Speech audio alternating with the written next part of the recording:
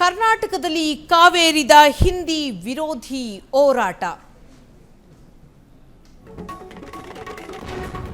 ಕರ್ನಾಟಕದಲ್ಲಿ ಮತ್ತೆ ಕಾವೇರಿದ ಹಿಂದಿ ವಿರೋಧಿ ಹೋರಾಟ. ಎಸ್ಎಸ್ಎಲ್ಸಿ ಹಿಂದಿ ಪರೀಕ್ಷೆ ಬ್ಯಾನ್ಗೆ ಕನ್ನಡಪರ ಸಂಘಟನೆಗಳು ಇದೀಗ ಆಗ್ರಹವನ್ನ ಮಾಡಿರುವಂತಹದ್ದು.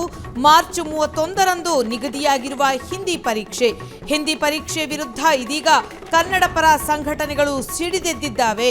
ಎಸ್ಎಸ್ಎಲ್ಸಿ ಹಿಂದಿ ಪರೀಕ್ಷೆ ರದ್ದತಿಗೆ ಇದೀಗ ತೀವ್ರಗೊಂಡ ಆಗ್ರಹ. ಶಿಕ್ಷಣ ಸಚಿವ ಮಧು ಬಂಗಾರಪ್ಪರವನ್ನ ಭೇಟಿಯಾಗಿ ಮನವಿ ಕೂಡ ಮಾಡಿಕೊಂಡಿದ್ದಾರೆ. ಈಗಾಗಲೇ ಕರವೇ ಶಿವರಾಮೇಗೌಡ, ಸಾರಾ ಗೋವಿಂದ್ ನೇತೃತ್ವದಲ್ಲಿ ಭೇಟಿಯನ್ನ ಮಾಡಿರುವಂತಹದ್ದು. ಮಾರ್ಚ್ 31ರಂದು ಈ ಒಂದು ಎಸ್ಎಸ್ಎಲ್ಸಿ ಹಿಂದಿ ಪರೀಕ್ಷೆ ನಿಗದಿಯಾಗಿದೆ.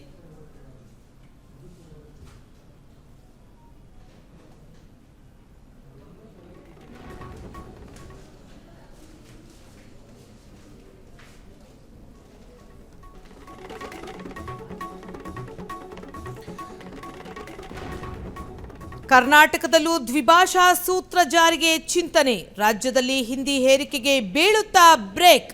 ವಿದ್ಯಾರ್ಥಿಗಳಿಗೆ ಹಿಂದಿ ಪಾಸ್ ಕಡ್ಡಾಯಕ್ಕೆ ಒತ್ತಾಯ.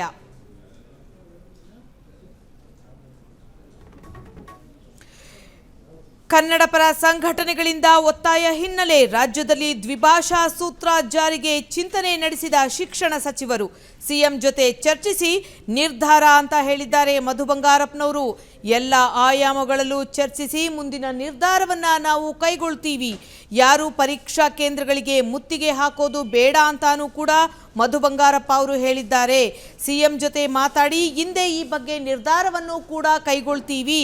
ಬೆಂಗಳೂರಿನಲ್ಲಿ ಇದೀಗ ಮಾಹಿತಿಯನ್ನ ಹಂಚಿಕೊಂಡಿದ್ದಾರೆ ಶಿಕ್ಷಣ ಸಚಿವರಾಗಿರುವಂತಹ ಮಧು ಬಂಗಾರಪ್ಪ ಅವರು. ಕರ್ನಾಟಕದಲ್ಲೂ ಕೂಡ ದ್ವಿಭಾಷಾ ಸೂತ್ರ ಜಾರಿಗೆ ಬರಬಹುದಾ ಅನ್ನೋ ಚಿಂತನೆ ಕಾಡ್ತಾ ಇದೆ. ರಾಜ್ಯದಲ್ಲಿ ಹಿಂದಿ ಹೇರಿಕೆಗೆ ಬ್ರೇಕ್ ಬೀಳಬಹುದಾ? ಹಾಗೇನಾದರೂ ಬ್ರೇಕ್ ಬಿದ್ದರೆ ನಿಜವಾಗ್ಲೂ ಕೆಲ ಕನ್ನಡ ಪರ ಸಂಘಟನೆ ಇರಬಹುದು ಅಥವಾ ಕನ್ನಡಿಗರಾಗಿರಬಹುದು, ಅವರಿಗೆ ಖುಷಿಯ ವಿಚಾರ ಅಂತಾನೆ ಹೇಳಲಾಗ್ತಾ ಇದೆ.